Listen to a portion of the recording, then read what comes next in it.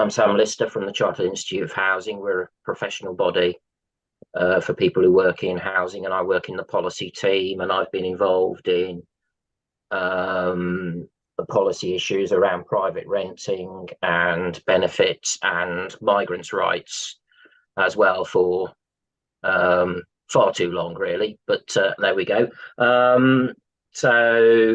We, and you'll see this when I get into the presentation, we've produced a resource for migrant renters about housing rights and your rights to access to housing, and I'll touch on that. It's on the website. It's a free resource. It's split into two halves. So there's a side for people, service users themselves, and there's a side for administrators, for councils and other people and DWP who are making these decisions. We found quite a long time ago that there was a lot of misunderstanding about what the rules were, and they weren't being interpreted correctly.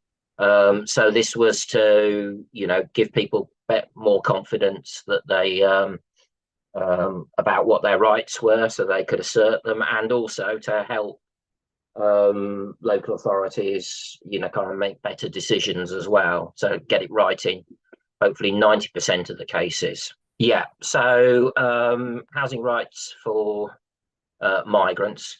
Tilly opened up by saying I'm going to cover renters' rights. What I'm not going to cover is all the stuff around your rights as a tenant and that kind of stuff. I'm sure there are plenty of other generation rent resources around that and webinars around that as well. So I'm not going to be covering things, like what rent you pay, whether you can challenge it, what happens if you've got disrepair. Quite happy to deal with some of those in questions afterwards as well. The resource I talked about also deals with those issues. It's got a private rented section on it as well. But I'm going to be talking about access to housing. So that's access to private renting. And it's also about access to homelessness and benefit services should you ever need them as well. So help with rent, that is, through benefits. Right, let's try and move this on. Yeah, okay. So this is the website I was talking about. It's called, there's the web address there. It's called housingrights.info, and you can go in there, and there's the two halves. You can click on the buttons, and then it will take you through what your rights are according to your status. And I'm going to be talking about status of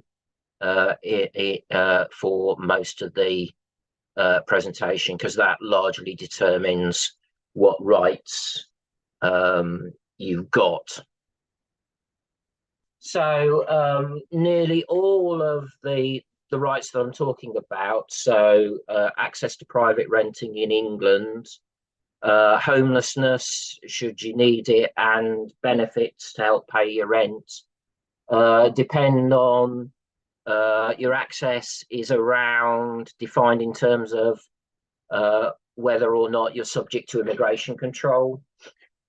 And just be aware there are kind of three different ways of defining immigration control. There's the actual real one, which is the most important one, which determines whether you can actually be here or not, and that's in the Immigration Act of 1971, and that's basically the means by which entry, right to live in the UK, right to settle, is regulated.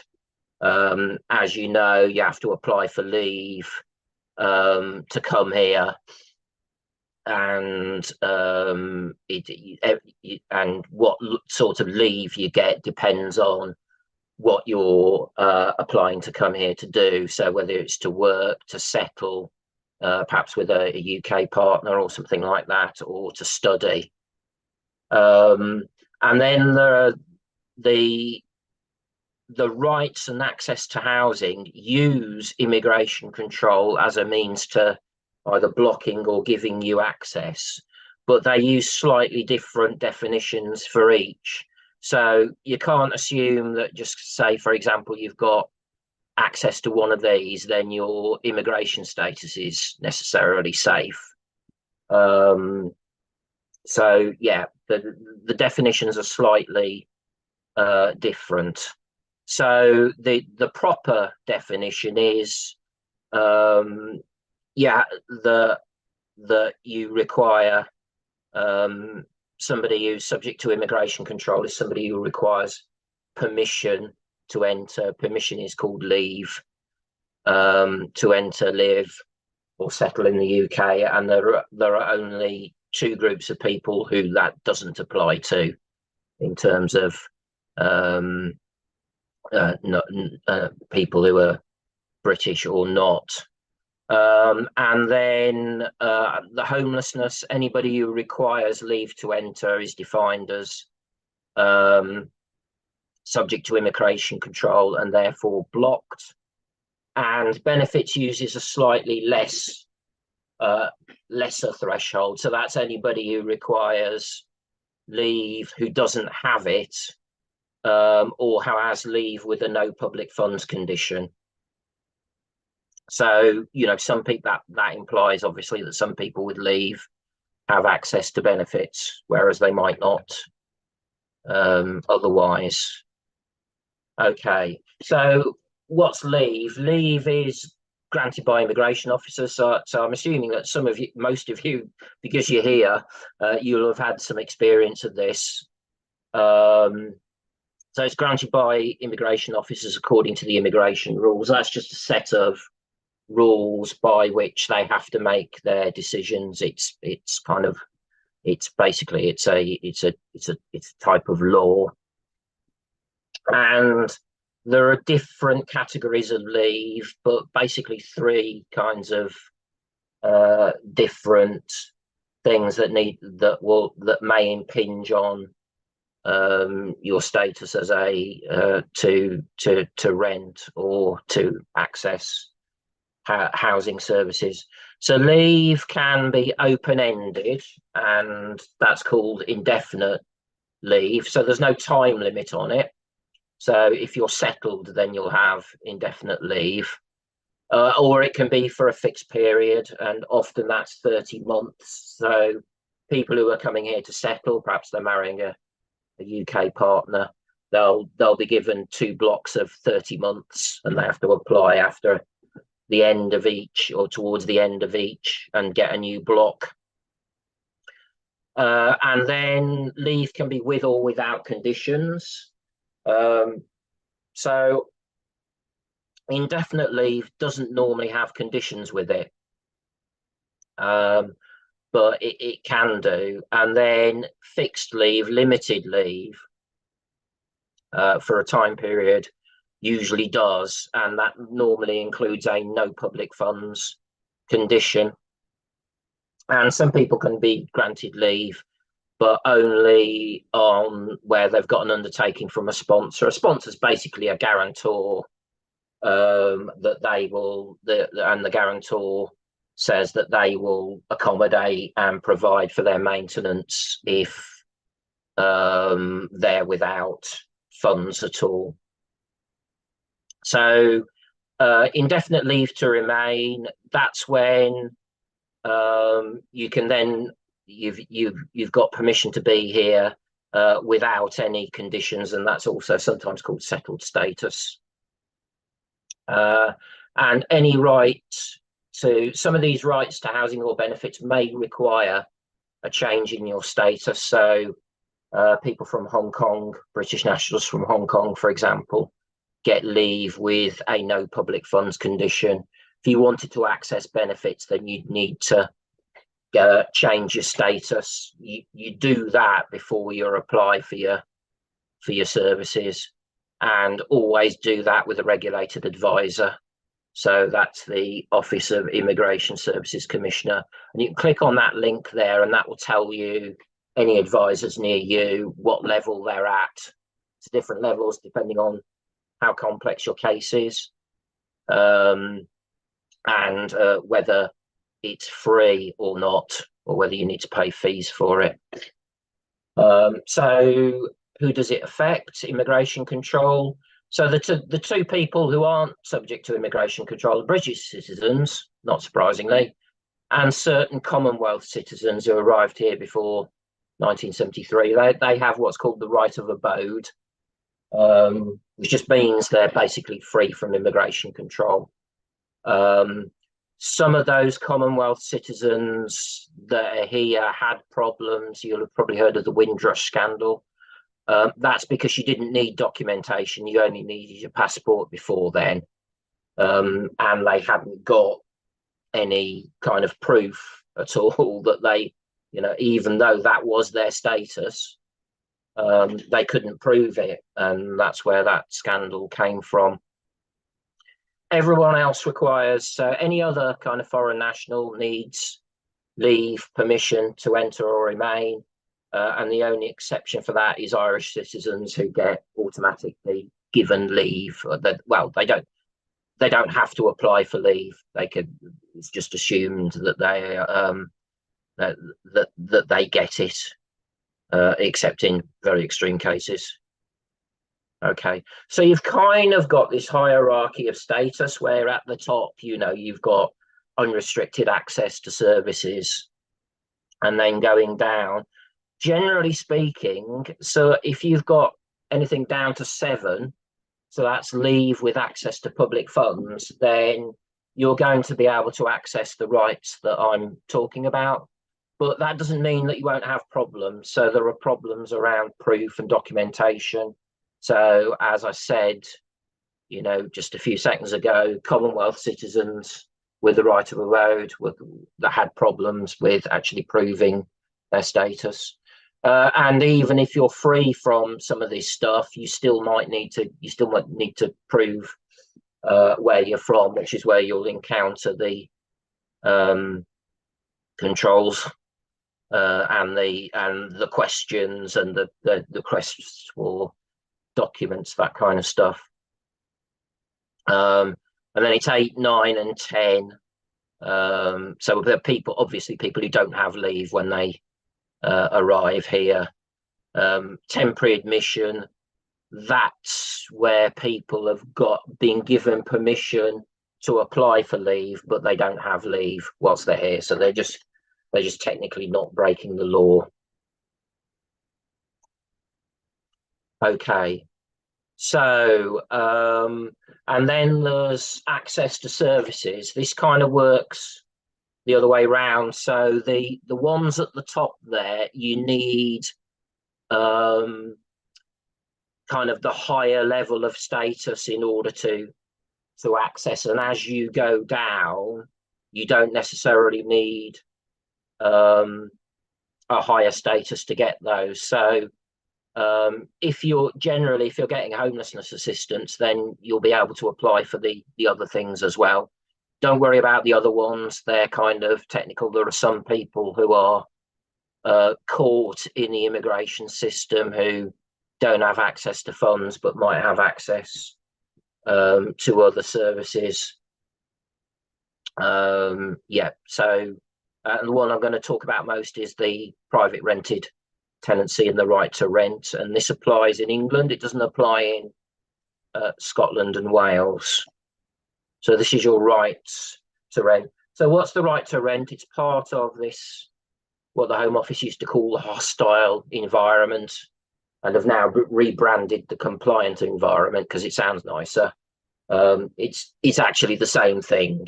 And the idea of that is to deprive undocumented migrants access to essential services.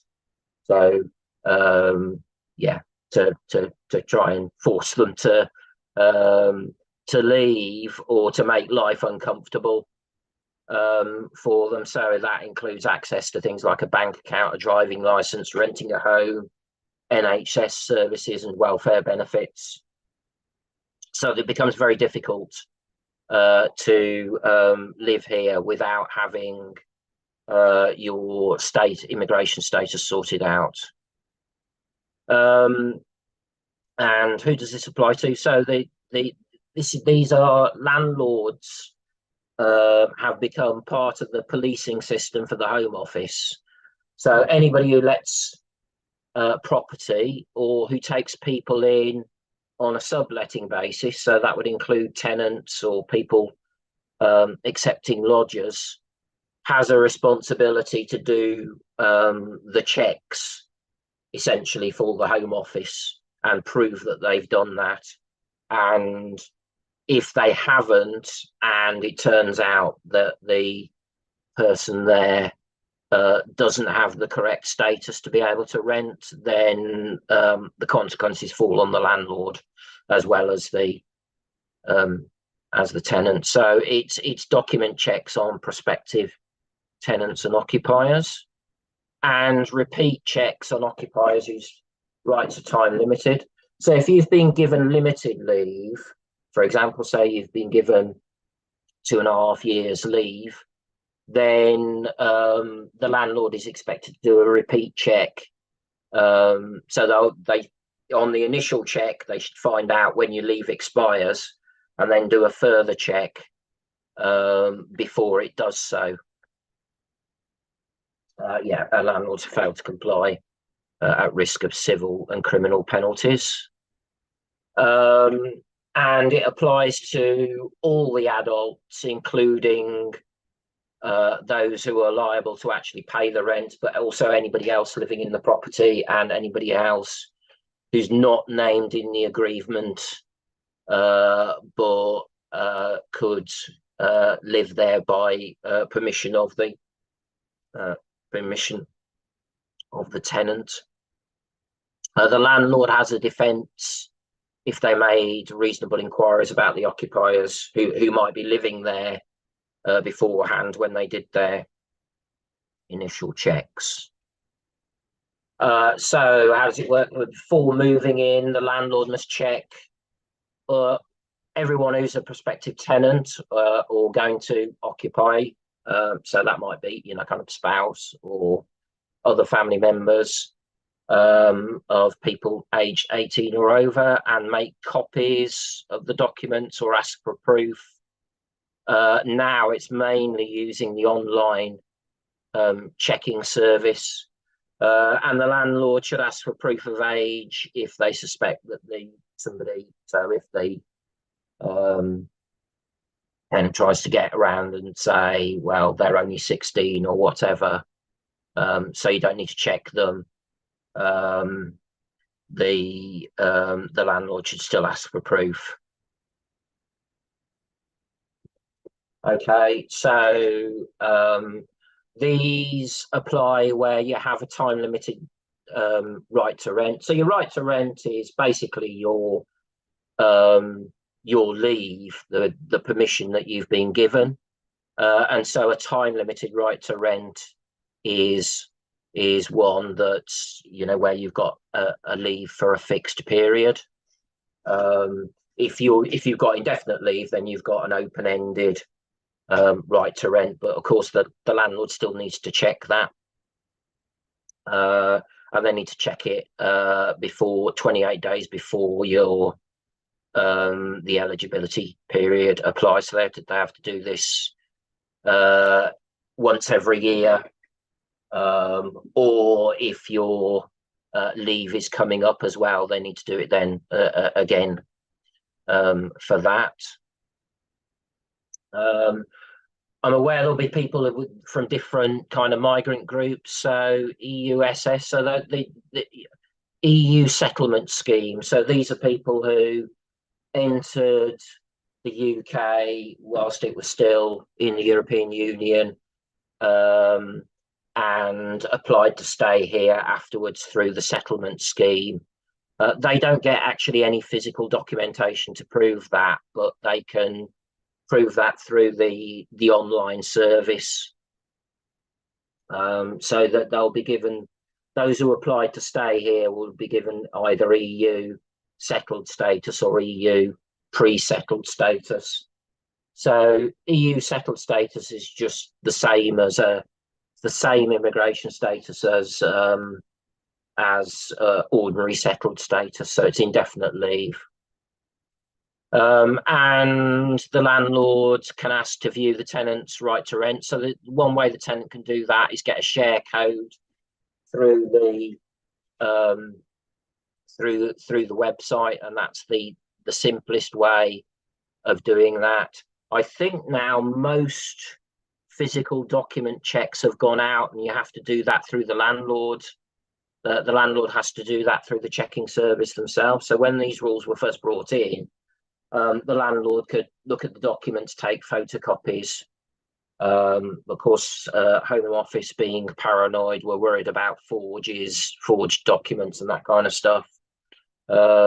So that most of it has to be done through the Home Office service themselves now, who check the documents, or you can do it through the right to rent share codes. Okay, so allocations and homelessness.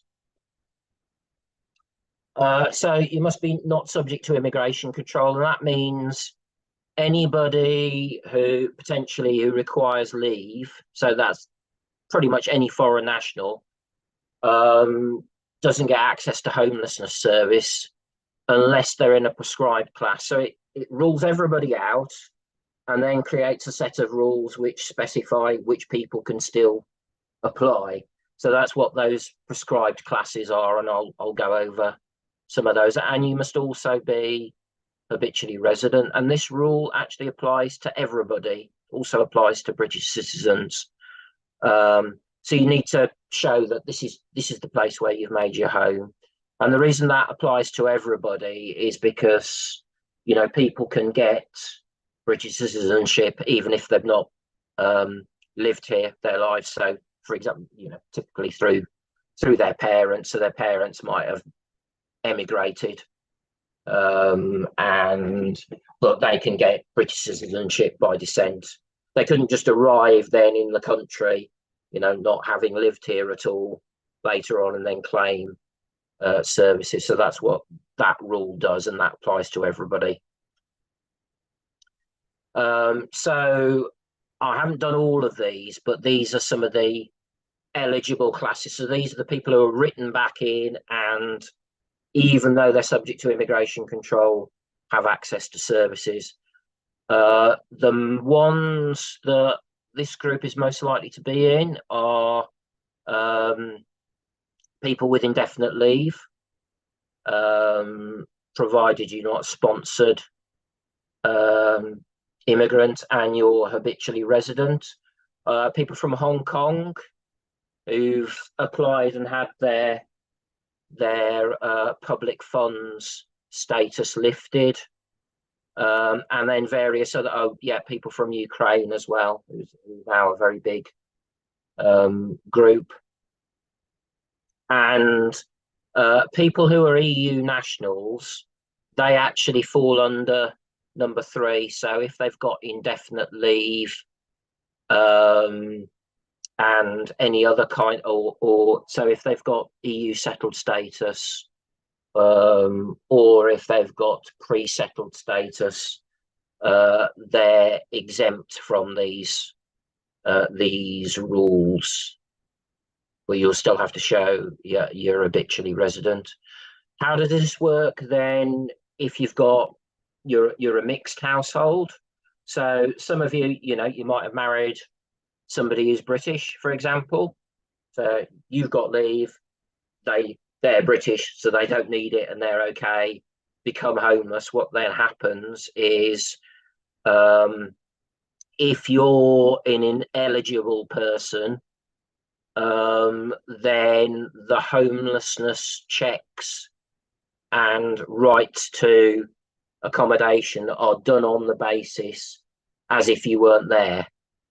So, for example, in deciding whether you've got priority need as a homeless person, priority need is given to mainly to households with children.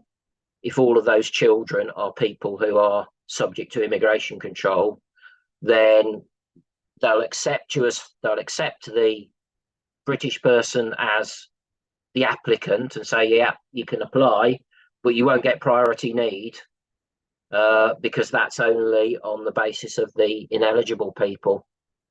So it gets quite complicated, but that's all on the website about when you've got mixed families as well, so you can go through that. And then universal credit and housing benefit. So universal credit is the main benefit now for people of working age. You must not be subject to immigration control. And that, again, that, as I said at the start, that means that's defined in a slightly different way. So that basically means anybody who has got leave with a no public funds condition attached, you'll be excluded. If you've got leave and hasn't got a no public funds condition, then you're okay.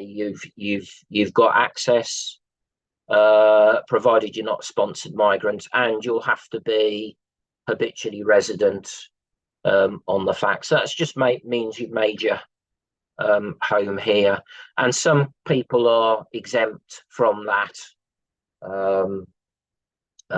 because we've decided to, kind of give special status for those. So Ukrainians, for example, who've fled the war, on arriving here immediately, they'd be able to access homelessness services if they did need it. So that's obviously that's a policy decision decided by government, and they made the rules around that. And EU nationals are who have pre-settled status and who are in paid work are also exempt from that test as well. So they're basically the people who are EU nationals who arrived here before 2021 but haven't lived here for 5 years yet. Okay, and yeah, then you have rules around benefits, a bit like kind of with mixed households. So it depends on who the claimant is. You have to be very careful with these and get advice beforehand. In universal credit, if a couple makes a claim, and you make a claim jointly, usually, and you've got one British and one non-British person, then that would be the British person can make a claim, but they'll only be assessed on they'll be awarded benefit on the basis that they're single. I wouldn't advise anybody to do that anyway. Get your immigration advice first before you do that, because it may affect when you come to renew your status, it may then affect that. And with housing benefit, there's only one claimant. So whoever it is, the British person could claim for both, but that claim, including the other person, would count as public funds, and therefore you'd be in breach of your conditions. So again, don't do that without getting advice, immigration advice beforehand. The local authority who administer housing benefit don't have to, but they could report that to the Home Office, and obviously you don't want that happening. Okay, don't know why I did that. It was a bit odd. Right, so a little bit more about habitual residence. Generally, this only disqualifies you for a short period. So it's just to establish that this is where you've made your home. And there are various things that, kind of prove that. The disqualification period lies somewhere between 1 and 3 months. So it's not that long. If you go away and then come back again, then you may have to go through a new qualifying period. That doesn't count for things like holidays. Obviously, you're still resident here. If you go on holiday and you come back. But in any other case, if you go back abroad and work there, for example, and then come back to the UK, you may then have to establish habitual residence before you qualify.